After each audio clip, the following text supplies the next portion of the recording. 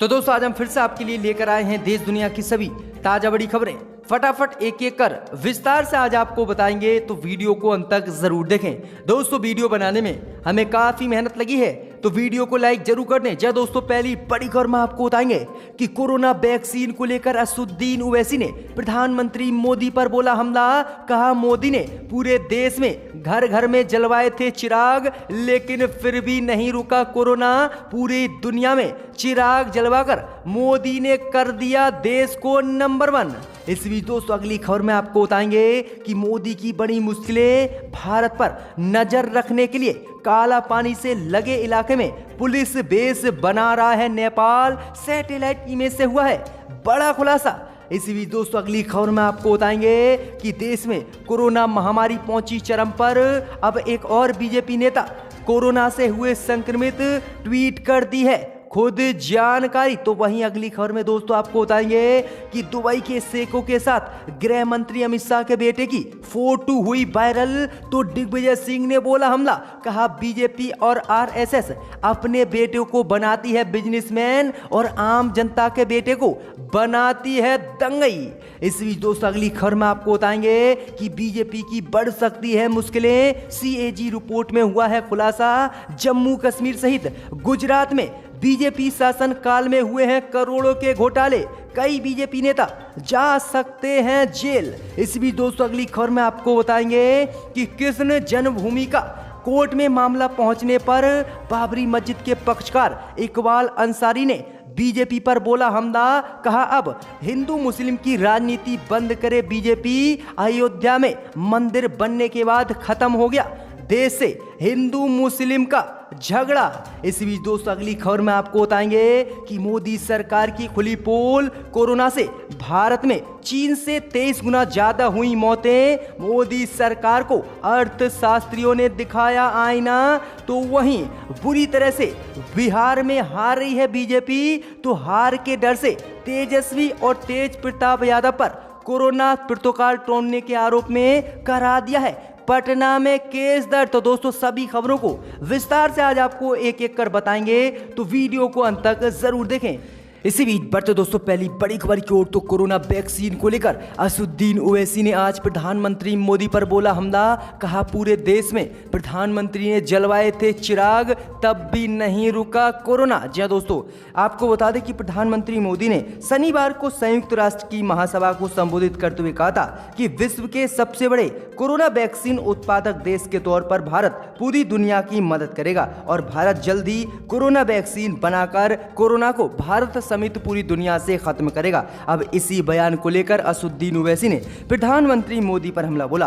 असदुद्दीन ओवैसी ने कहा कि सर क्या आपकी हुकूमत 80,000 करोड़ रुपए का इंतजाम करेगी कोरोना वैक्सीन बनाने के लिए? आपने तो थाली ताली और लाइट चिराग जलाकर पूरे देश से कोरोना खत्म करने का वादा किया था, लेकिन पूरे देश में ताली थाली और चिराग जलाने से कोरोना खत्म नहीं बल्कि पूरे देश में कोरोना बहुत तेजी से बढ़ा और पूरे देश को ताली थाली और चिराग जलवाकर प्रधानमंत्री मोदी ने बर्बाद कर दिया और कोरोना भी चरम पर पहुंचा और कोरोना पूरे देश में नहीं रुका। वहीं आगे असदुद्दीन ओवैसी ने कहा कि क्या अब प्रधानमंत्री मोदी या उनकी सरकार देश में कोरोना वैक्सीन बनाने के लिए 80,000 करोड़ रुपए का इंतजाम करेगी जिससे कि भारत में कोरोना वैक्सीन बन सके। वहीं आगे असदुद्दीन ओवैसी ने कहा कि प्रधानमंत्री मोदी के अंधविश्वास ने पूरे देश में कोरोना फैला दिया और पूरी दुनिया में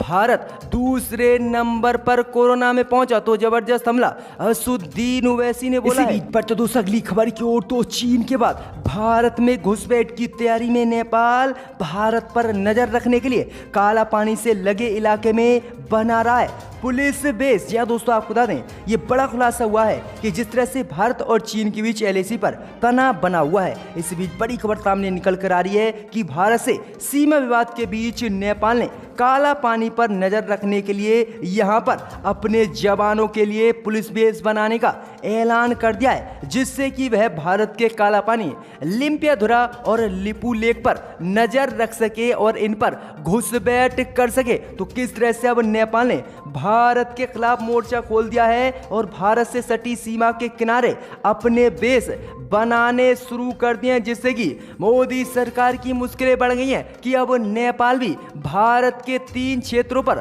कब्जा करने की फिराक में है। तो ये बड़ी खबर है कि नेपाल ने अब भारत के खिलाफ मोर्चा खोल दिया है और भारत से सटी सीमा के किनारे अपने बेस बनाने शुरू कर दिए हैं, जिससे कि वह अपनी पुलिस और सेना को आसानी से तैनात कर सके। इसी बीच बढ़ते दोस्तों अगली खबर की ओर, तो बाबरी मस्जिद तोड़े जाने के मुख्य आरोप में आरोपित बीजेपी नेता उमा भारती को हुआ कोरोना, ट्वीट कर दी खुद जानकारी। जी दोस्तों, आपको बता दें ये बड़ी खबर सामने निकल कर आ रही है कि अयोध्या में राम मंदिर निर्माण के दौरान बाबरी मस्जिद गिराए जाने के मामले में मुख्य आरोपी उमा भारती बीजेपी सांसद आज कोरोना पॉजिटिव पाई गई हैं, जिसके बाद उन्होंने अपने कोरोना पॉजिटिव पाए जाने की खुद जानकारी दी है। जी दोस्तों, आपको बता दें कि यही वही बीजेपी नेता हैं जिन्होंने राम मंदिर आंदोलन के दौरान बाबरी मस्जिद तोड़े जाने के मामले में साजिश रची थी, जिसके बाद सीबीआई ने दोषी पाया था और अब इन पर केस चल रहा है। तो बड़ी अपडेट है कि बीजेपी के एक और नेता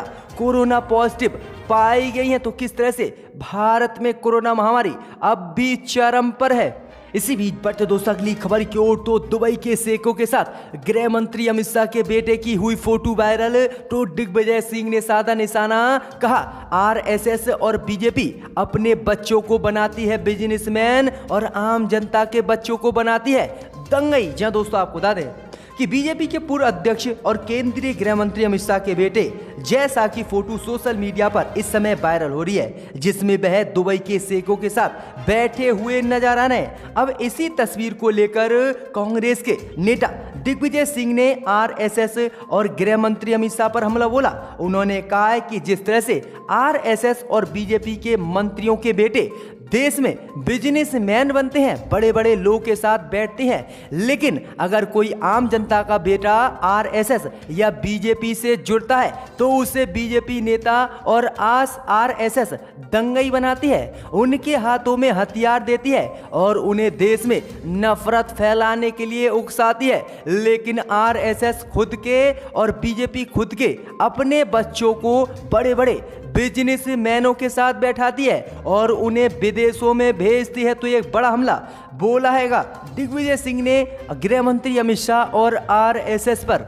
इसी बीच बढ़ते दोस्तों अगली खबर की ओर, तो बीजेपी की बड़ी मुश्किलें, सीएजी रिपोर्ट में हुआ खुलासा। जम्मू कश्मीर और गुजरात में बीजेपी शासन में हुए हैं करोड़ों रुपए के घोटाले, अब कई बीजेपी नेता जाएंगे जेल। जहां दोस्तों आपको बता दें ये बड़ी खबर सामने निकल कर आ रही है कि सीएजी रिपोर्ट में कल खुलासे हुए हैं कि जम्मू कश्मीर सहित गुजरात में बीजेपी शासन काल में करोड़ों रुपए के घोटाले हुए हैं। जहां दोस्तों आपको बता दें कि सीएजी ने अपनी रिपोर्ट जारी करते हुए बताया है कि जम्मू कश्मीर में बीजेपी और पीडीपी शासन काल में 10,000 करोड़ रुपए का घोटाला हुआ है और इसमें गैर पारदर्शिता से लेन देन किया गया है, जिसके बाद बीजेपी की मुश्किलें बढ़ गई हैं। वहीं सीएजी ने खुलासा किया है कि गुजरात में भी स्वास्थ्य सेवाओं को लेकर बड़े घोटाले बीजेपी शासनकाल में हुए हैं। सीएजी ने बताया है कि गुजरात में पिछले दिनों स्वास्थ्य सेवाओं में काफी बड़ी गड़बड़ी की गई है और करोड़ों रुपए का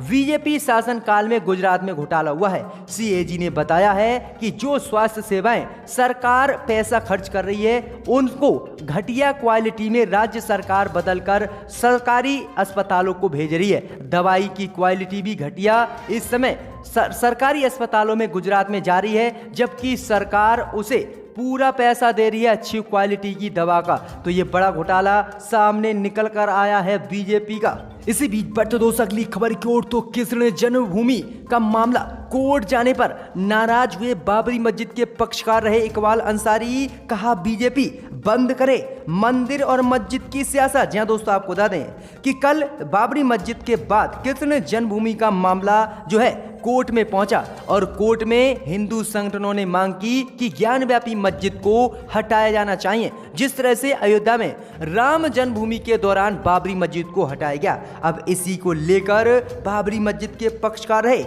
इकबाल अंसारी ने बीजेपी पर जमकर हमला बोला है। इकबाल अंसारी ने कहा है कि ये हिंदू और मुस्लिम की राजनीति करने वाले लोग इस मामले को बढ़ा रहे हैं। इकबाल अंसारी ने कहा कि हिंदू और मुसलमान का विवाद हम नहीं चाहते। अंसारी अतारी ने कहा है कि चंद लोग ऐसे हैं जो मंदिर और मस्जिद के विवाद को चलाते रहना चाहते हैं जिससे उनकी रोटी रोटी चल सके। उन्होंने कहा कि अब अयोध्या में राम मंदिर बन गया और हिंदू मुसलमानों को जो विवाद था वो खत्म हो गया और हम नहीं चाहते कि आगे कोई ऐसा ही विवाद सामने आए। उन्होंने कहा कि जिस तरह से अयोध्या में ये मामला खत्म हुआ, अब पूरे देश में अमन और चैन शांति से मुसलमान और हिंदू मिलकर रहें और जो लोग भी अब काशी या फिर मथुरा मंदिर को लेकर सवाल उठा रहे हैं वो अपना मुंह बंद करें। तो ये काफ़ी नाराजगी उन्होंने जाहिर की है कि अब भी बीजेपी हिंदू मुस्लिम की राजनीति से नहीं मान रही है। इसी बीच बट दोस्तों अगली खबर की ओर तो बिहार में तेजस्वी और नीतीश को सताने लगा हार का डर। तो तेजस्वी यादव और तेज प्रताप यादव पर करा दिया मुकदमा दर्ज। जी दोस्तों आपको बता दें ये बड़ी खबर सामने निकल कर आ रही है कि बिहार की प्रमुख विपक्षी पार्टी राजद के नेता तेजस्वी प्रसाद यादव और उनके बड़े भाई तेज प्रताप यादव और पप्पू यादव समेत 150 लोग के खिलाफ कृषि बिल के विरोध में बिना अनुमति जुलूस निकालने को लेकर पटना में बीजेपी और नीतीश सरकार ने एफआईआर दर्ज करा दी है, जिसके बाद मामला और आगे बढ़ गया है। जी दोस्तों आपको बता दें कि शुक्रवार को तेजस्वी यादव और तेज प्रताप यादव ने कृषि बिल के विरोध में ट्रैक्टर से रैली निकाली थी और कृषि बिल का विरोध किया था। अब इसी कृषि बिल के विरोध को लेकर तेजस्वी यादव, तेज प्रताप यादव और पप्पू यादव पर कोरोना के प्रोटोकॉल तोड़ने के आरोप में पटना में एफआईआर दर्ज करा दी गई है, जिसके बाद अब बुरी तरह से